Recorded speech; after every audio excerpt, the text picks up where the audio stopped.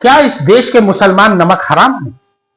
क्या भारतीय राजनीति में शब्दों की मर्यादा को लांघकर इस तरीके की अभद्र टिप्पणी करना क्या एक राजनेता को शोभा देता है? क्या भारतीय राजनीति में इस तरीके से बातों को यानी अपनी बातों को इस तरीके से पेश करना और किसी एक वर्ग को टारगेट करना क्या किसी नेता को यह शोभा देता है? क्या भारतीय राजनीति में शब्दों की मर्यादा को पार करके और उसकी मर्यादा को ताक पे रखकर क्या कोई व्यक्ति या कोई नेता इस तरीके की अभद्र टिप्पणी करता है? जी हां, यह बिल्कुल सत्य बात है। बिहार में गिरिराज सिंह के एक बयान से सियासी घमासान मच गया है। कांग्रेस ने उन्हें मानसिक रूप से अस्वस्थ घोषित करने की मांग की है। गिरिराज सिंह ने एक रैली में, जरा गौर से सुनिएगा, मुसलमानों को लेकर टिप्पणी की थी कि जिस पर विवाद जो है बहुत गर्माता जा रहा है और जेडीयू उनकी बातों को यानी जो विवादित बयान दिया है उसका बचाव कर रही है। जाहिर सी बात है वो बचाव करेगी, क्योंकि जेडीयू और बीजेपी दोनों बिहार 2025 का जो इलेक्शन विधानसभा का होने वाला है, नामांकन पूरा हो चुका है, उसमें दोनों मिलकर चुनाव लड़ रहे हैं और जेडीयू और बीजेपी ये दोनों पार्टियां एक साथ मिलकर बिहार के चुनावी दंगल में कूद गई हैं और एक दूसरे का बचाव कर रही हैं। और बिल्कुल ये सही है कि राजनीति में कोई किसी का होता नहीं है। जिसके साथ कोई चला जाता है उसका गुणगान करता है और बाय द वे अगर उसका साथ छोड़ देता है तो उसी की लाख बुराइयां भी करने लगता है। इसलिए राजनीति में ना कोई शत्रु होता है और ना कोई मित्र होता है। तो मैं बात कर रहा हूं गिरिराज सिंह की। गिरिराज सिंह ने मुसलमानों के ऊपर एक बहुत ही बड़ा विवादित बयान दिया है और जिसका जेडीयू जनता दल यूनाइटेड उनके बयान का बचाव कर रही है, जबकि विपक्षी दल हमलावर है। गिरिराज सिंह ने कहा था कि कुछ लोग योजनाओं का लाभ तो लेते हैं लेकिन वोट नहीं देते, ये लोग नमक हराम है। क्या इस तरीके के शब्दों का यूज भारतीय राजनीति में करना भारतीय राजनीति के लिए उचित है? क्या शब्दों की मर्यादा को लांघकर इस तरीके से निंदनीय बयान देना, जिसकी घोर निंदा हो रही है, निंदनीय बयान देना क्या भारतीय राजनीति के लिए अच्छा माना जाएगा? क्या भारतीय राजनीति में शब्दों के बाढ़ को इस तरीके से चलाया जा रहा है कि वो अपनी सीमाओं को लांघकर शब्दों को अपनी भाषा में, ओछी भाषा में प्रस्तुत करना और किसी एक वर्ग को टारगेट करके अपशब्द कहना, क्या यह भारतीय राजनीति में राजनेताओं को शोभा देता है?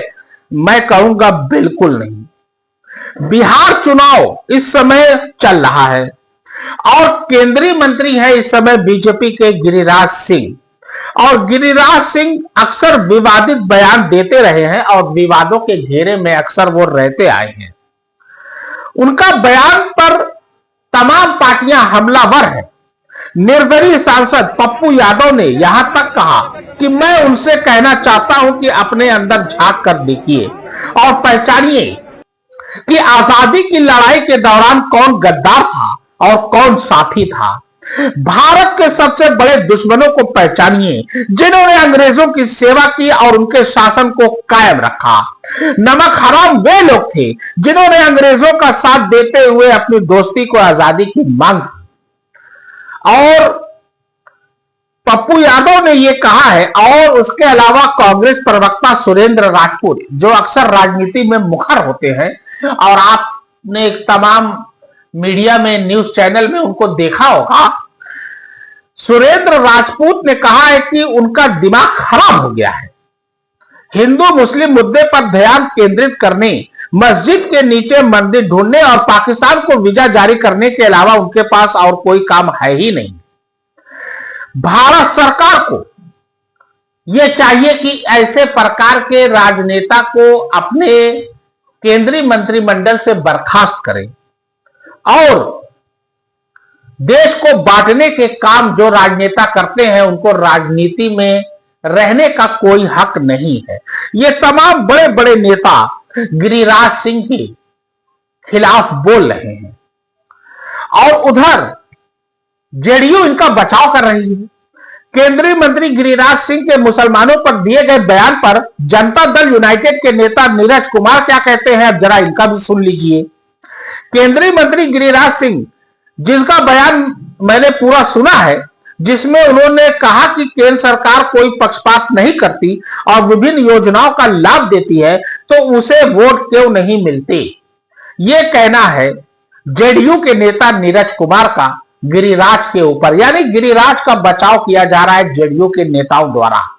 अब क्यों ना हो भाई, दोनों पार्टियां मिलकर बिहार का चुनाव लड़ रही हैं, तो दोनों पार्टियां जब मिलकर चुनाव लड़ेंगी तो जाहिर सी बात है जो शब्द उनके होंगे वही शब्द उनके होंगे। ये बात बिल्कुल सत्य है कि राजनीति में अगर शब्दों की पराकाष्ठता को पार करके मर्यादा को लांघ कर इस प्रकार के अपशब्द का प्रयोग किया जाता है तो निश्चित रूप से आने वाला कल भारतीय राजनीति के लिए काला अध्याय होगा। और जेडीयू के प्रवक्ता, जरा इनकी बात सुनिए। राजीव रंजन ने क्या कहा है कि मतदाता समझदार हैं, वे किसी भी टिप्पणी को दरकिनार कर अपना फैसला ले रहे हैं। बिहार के मुस्लिम समुदाय को नीतीश कुमार पर भरोसा है। और उसके बाद गिरिराज सिंह ये अक्सर विवादित बयान देते रहते हैं, विवादों में घिरे रहते हैं और केंद्र की राजनीति में वो लगातार कपड़ा मंत्री 2024 में जब मोदी की सरकार तीसरी बार बनती है, 2014, 2019, 2024, 2024 से अब तक वो केंद्रीय कपड़ा मंत्री पर काबिज है। क्या देश की राजनीति में इतने बड़े संवैधानिक पद पर रहते हुए एक केंद्रीय मंत्री का बयान, क्या ये एक केंद्रीय मंत्री को शोभा देता है? हाल फिलहाल मामला उलझता हुआ दिखाई दे रहा है और विपक्ष इस पर हमलावर है। अब देखना है विपक्ष को इसका कितना फायदा मिलता है और यह सत्ता पक्ष को इसका कितना फायदा मिलता है, यह तो आने वाला वक्त बताएगा और यह तो भविष्य के गर्त में है। लेकिन भारतीय राजनीति में इस तरीके का अपशब्द या इस तरीके की निंदनीय भाषा का प्रयोग करना, जिसकी घोर निंदा हो रही है, यह बिल्कुल सही नहीं। मैं सभी तमाम राजनेताओं से निवेदन करता हूं कि अपनी बातों को स्पष्ट रूप से और मर्यादा के अंदर रहकर अगर करें तो यह भारतीय राजनीति के लिए एक सुनहरा अवसर होगा और आने वाला कल एक उज्जवल प्रकाश लेकर आपके सामने आएगा।